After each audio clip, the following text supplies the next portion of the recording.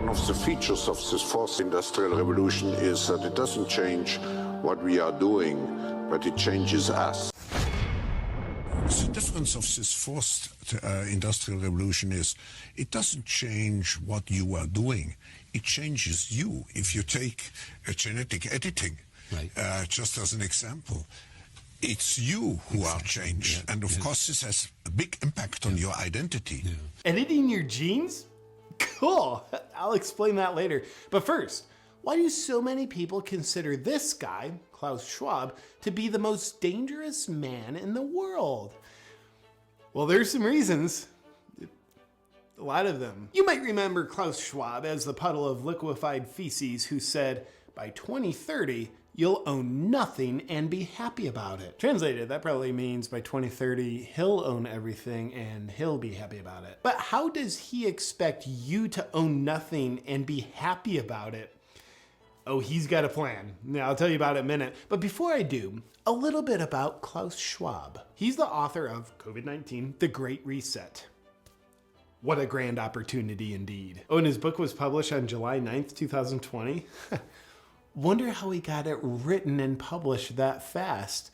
It's almost like maybe he pre-wrote it before he started the pandemic. I mean, before the pandemic started. Old Klaus is also the founder and chairman of the World Economic Forum, an organization that faces the public with very noble sounding goals of creating a better world. Fear-mongering about climate change and disease are big goals of theirs. Welcome to Davos. Just park your private jet over there and then go inside and pretend to be concerned about climate change. Klaus and the World Economic Forum want a worldwide digital ID system that determines your access to goods and services.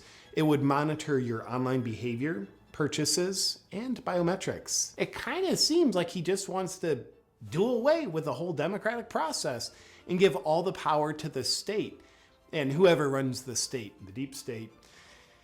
But that's based on both his words and actions, so it's probably an inaccurate observation. Was Dr. Evil's character based on this reptile? Mr. Schwab writes the following. One of the greatest lessons of the past 5 centuries in Europe and America is this. Acute crisis contribute to boosting the power of the state. It's always been the case, and there is no reason why it should be different with the pandemic. Nobody ever elected Klaus Schwab to anything. This all just sounds like conspiracy, doesn't it? The World Economic Forum are good guys. Haven't you seen the headlines they pay for? Go green, right? Right? That's probably right. They truly are good guys. Accordingly, you'll be excited to hear that the lineup of World Economic Forum speakers at their annual gathering of elites in Davos included such benevolent humanitarians like Xi Jinping, the leader of the Chinese Communist Party, who's currently committing genocide, Anthony Fauci, who's arguably currently involved in crimes against humanity, and Bill Gates, who's arguably currently involved in crimes against humanity, and Australian Prime Minister Scott Morrison, who's arguably currently involved in crimes against humanity. What a great lineup! But my favorite economic forum speaker of all time is this reptile, Klaus Schwab's top advisor, Dr. Yuval Noah Harari. Let's see what he has to say. Data might enable human elites to do something even more radical than just build digital dictatorships. By hacking organisms, elites may gain the power to re-engineer the future of life itself. Because once you can hack something, you can usually also engineer it. Elites hacking organisms and re-engineering life itself? Well, he's not talking about doing that to people, is he? Now, in the past, many tyrants and governments wanted to do it, but nobody understood biology well enough, and nobody had enough computing power and data to hack millions of people. Neither the Gestapo nor the KGB could do it. But soon, at least some corporations and governments will be able to systematically hack all the people. Well, I guess he was talking about doing that to people. All people, to be specific. And if indeed we succeed in hacking and engineering life, this will be not just the greatest revolution in the history of humanity. This will be the greatest revolution in biology since the very beginning of life 4 billion years ago. For 4 billion years, nothing fundamental changed. Not playing God, are you? Because that usually works out super well. Science is replacing evolution by natural selection with evolution by intelligent design. Not the intelligent design of some God above the clouds. Oh, you are playing God. Say more. Evolution by natural selection with evolution by intelligent design. Not the intelligent design of some God above the clouds, but our intelligent design and the intelligent design of our clouds. The IBM cloud, the Microsoft cloud, these are the new driving forces of evolution. Gosh, you wouldn't by chance have a plan in place on how to control people with your cloud technology, would you?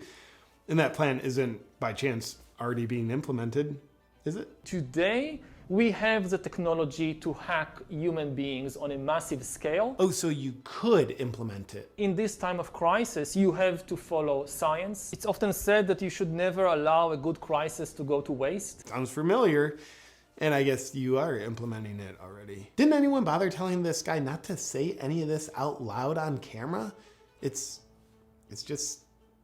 a lot of evidence. Surveillance, people could look back in 100 years and identify the coronavirus epidemic as the moment when a new regime of surveillance took over, especially surveillance under the skin. My brain, my body, my life, does it belong to me or to some corporation or to the government or perhaps to the human collective? This guy's revealing the whole plan. He's gonna ruin it. The World Economic Forum, out for the good of humanity. You'll own nothing, not even your own DNA, if we have our way. Now for some additional fun facts about Klaus Schwab and the World Economic Forum. They've got a Young Leaders program, which is a 5-year indoctrination program into their principles. The goal of the program is to create world leaders who don't answer to their people because they don't care about them. They answer to their bosses at the World Economic Forum. Graduates of the program include admirable world leaders that are suspiciously in lockstep with the Great Reset, such as Justin Trudeau, Francis Macron, and Mark Zuckerberg. Sponsoring partners of the World Economic Forum's Young Global Leaders program have been the Bill and Melinda Gates Foundation and Google. I wonder why Google censors and shapes information to be in exact support of the World Economic Forum's narrative. Oh, another fun fact, the World Economic Forum is predicting a worldwide cyber attack. I'm pretty much a wizard at predicting the things I'm gonna do too. The very concerned Schwab believes the cyber attack could bring a complete halt to our power grid, transportation, hospital services, and to our society as a whole. The World Economic Forum then simulated the cyber attack. Simulated or planned?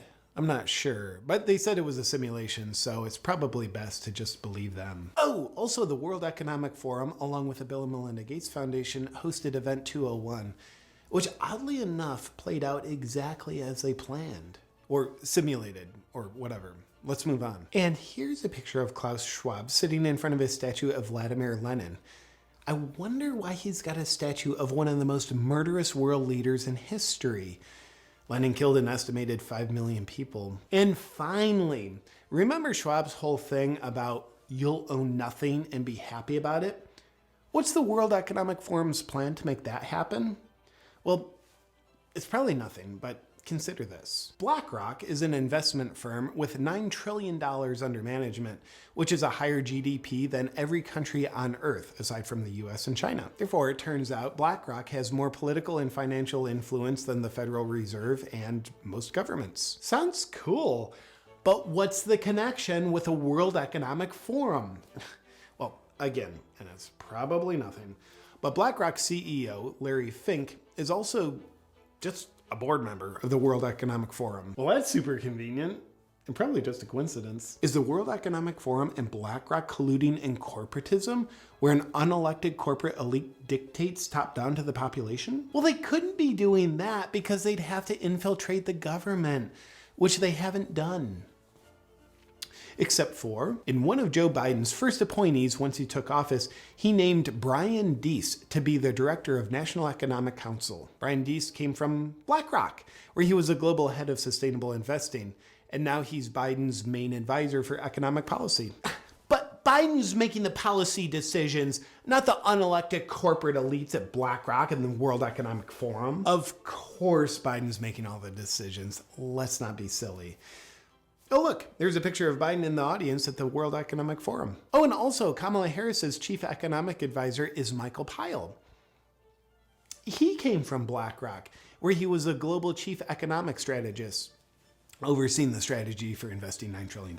Well, it looks like corporatism, but it's probably not. But if it was, it would actually be a viable strategy for BlackRock and the World Economic Forum to own everything and for you to own nothing. Oh, fun fact, BlackRock is buying up single-family homes at an alarming rate, oftentimes paying 20 to 50% above asking price, so normal people like you and I can't own the homes. Now, there is an interesting pattern to all this. You know how you hear about ancient tyrannical rulers who would rule over their dumb people by saying things like, yeah, if you don't do all of this slave labor and let me sleep with your wives, then God's gonna make you all perish in a deadly storm. Well, God told me, and because I'm elite, I have access to this knowledge and you don't. So you better do as I say or you're gonna die. Well, us peasants can't perceive what the king can, so we better do as he says. Go ahead and bang my wife. And thank you for doing it for my protection, King. Good old fear-mongering, a predictable pattern as old as time itself. But with Klaus and the World Economic Forum, it's climate change is gonna kill you, disease is gonna kill you, and a cyber attack's gonna get ya. So you better do as we say, or you're gonna die. I don't know, the weather looks pretty good to me. Why don't you ever smile, Klaus? You look like a sociopath. No, you don't understand. We elites have access to knowledge that you don't. So you better listen to us or you're gonna die. Same old fun pattern of fear-mongering. They know of the scary problems and only they have the solutions. So listen up or you're gonna die. Gotcha, Klaus. Nothing new here. We see you. In conclusion to the question, is Klaus Schwab the most dangerous man in the world? Here's his top guy again. Humans are now hackable animals. You know, the whole idea that humans have, you know, this, they have this soul or spirit and they have free will and nobody knows what's happening inside me. So whatever I choose, whether in the election or whether in the supermarket, this is my free will, that's over. Free will, that's over. It will indeed be over. If you outsource your thinking to outside influences and take the easy way out by choosing obedience over bravery. Doing so makes you very susceptible to being manipulated by fear. And if this happens, you will fail at remaining a free, sovereign individual. But here's how Schwab and his friends, who sociopathically never smile, fail at their great reset and you succeed at remaining a free, sovereign individual. Be guided by your own critical thinking and what your heart and soul knows is right. And choose bravery over obedience. Obedience or bravery? Outsource your perspectives or do your own critical thinking? We are in the process of either the Great Reset or the Great Awakening, and the choice isn't Klaus Schwab's. The choice is yours.